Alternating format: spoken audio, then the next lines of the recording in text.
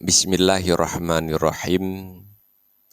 Hadis yang ke-22 dari 50 hadis wasiat dengan judul 3 wasiat Rasulullah Sallallahu Alaihi Wasallam untuk Abu Hurairah.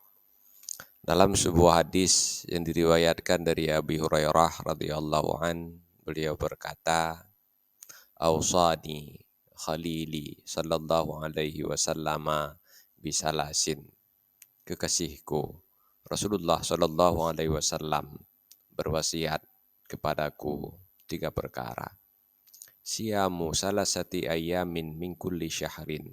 Yang pertama, berpuasa 3 hari setiap bulan. Raka'atayat duha. Dan yang kedua, sholat duha 2 rakaat. Wa an utiyara qabla an anama. Yang ketiga, saya berwitir sebelum tidur. Wallahu a'lam bishawab. Walhamdulillahi rabbil alamin.